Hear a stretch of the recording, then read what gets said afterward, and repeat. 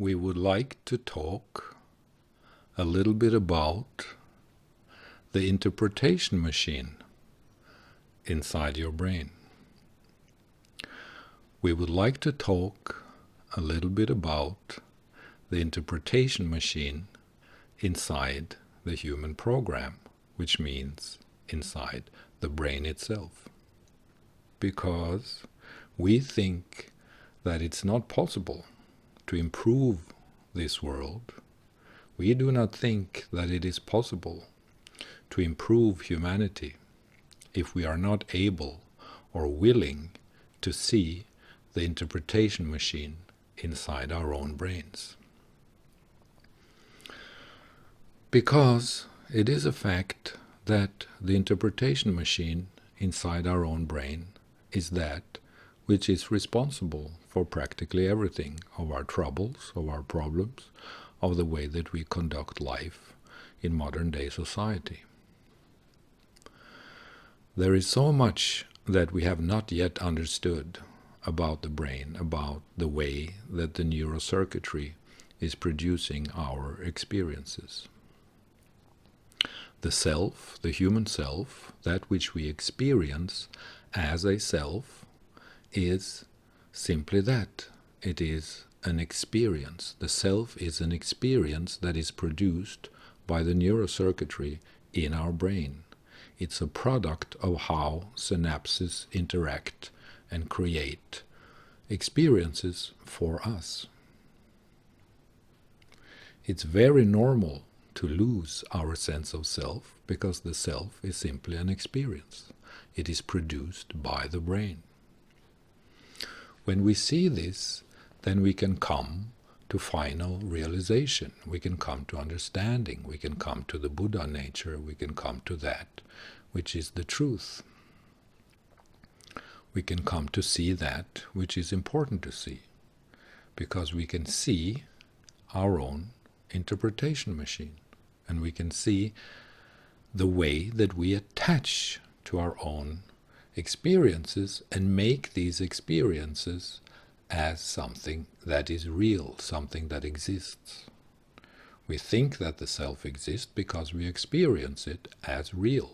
And it is real because it is produced as an experiential reality for us in our brain, which means that this experiential reality comes to us, to our mind processes. We see that the self is real because the experience of the self is real, but it is actually only real as an experience. It is real as an experience, but it doesn't mean that it exists outside of experience. It is simply an experience. It is produced by the activity in our brain that produces this experience. That's how it is. This is very hard for people to understand or accept, and it doesn't have to be that this, what I'm saying here, is true. Maybe it's not true, maybe it's completely false. But this perspective, this view, this approach is a portal to deeper understanding, if we can accept it. There is always more that we can learn and see if we open ourselves up to the possibility of a certain reality that may not be exactly as we think, because usually we think because of fear. We interpret also because of fear, because we want to protect ourselves from that which is painful and difficult for us. And that which is painful and difficult for us is the loss of self. It's painful and difficult for us to lose ourselves. But this is the first step of the dark night of the soul that can lead us to the realization that every true master in this life has seen and recognized. Realization in a spiritual sense and realization in a neuroscientific perspective is the fact that things are experientially produced. They are produced as experiences. And when we see the way that we interpret the phenomena that we experience, when we see that the experiences that we do experience are actually experiences created by the machinery in our brain, then it becomes easier too to be a human being, because we see that we are not responsible for this process. It's a part of the machinery in the brain. It just happens to us. And if we identify with that which is produced, we get in trouble. If we disidentify with that which is produced, we get clarity, balance, homeostasis. We can see from underneath, we can see and be the true self, which is that which experiences all of these experiences. Because the true self in us is that which experiences all of our experiences. This is the seat of the soul, the seat of the heart.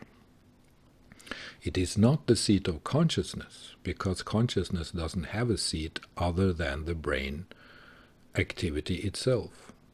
Consciousness simply is something that we experience. But our emotional self, the soul-heart system, so to speak, and that which we can call inner heart emotions, the inner child, that has a seat. The inner child has a seat because that comes from somewhere in us, from some kind of emotional reality, from the deep past of our lives. It gives meaning to say the seat of the soul and the seat of the inner child, the seat of our emotional reality. But it doesn't make too much sense to say the seat of consciousness, because the seat of consciousness is simply just a brain activity. It is neurocircuitry in action. We are simply that which experiences consciousness as a phenomenon.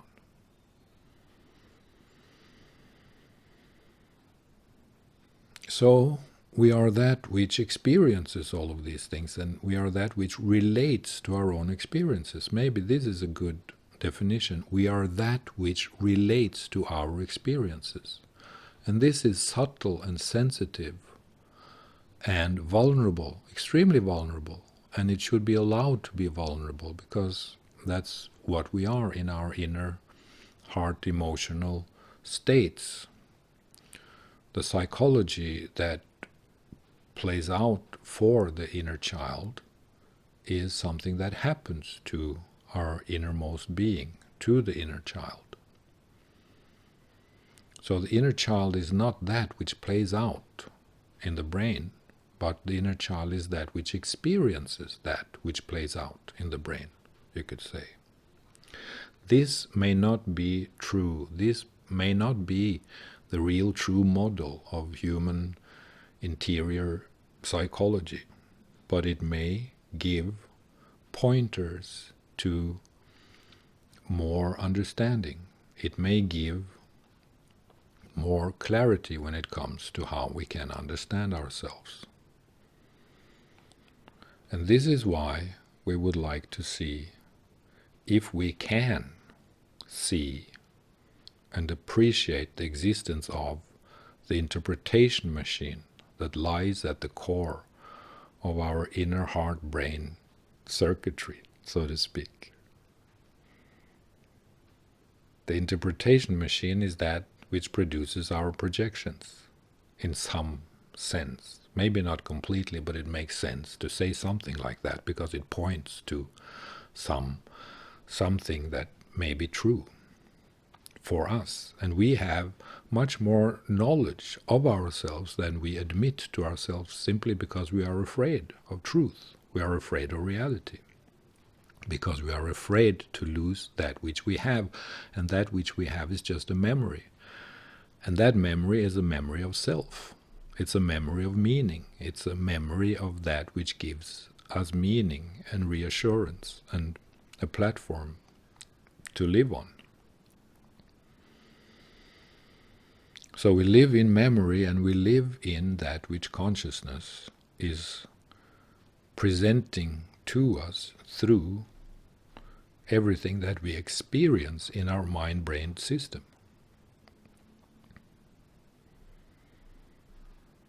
So this is just a little talk about, can we really see the interpretation machine inside the human program, inside the deep brain, in that which is our experienced life. Our reality stands on that which carries and produces our interpretation machine. We are something much deeper than our interpretation machine, but the interpretation machine plays out in our brain, and we are following the interpretation machine. We are the victims, so to speak, of that which the interpretation machine produces. Whether we want it or not, we make our own interpretations and judgments. It's just a part of the way that the human program works. So to see that everything comes from a certain unseen machinery in our mind-brain system can be very helpful to all of us. Thank you.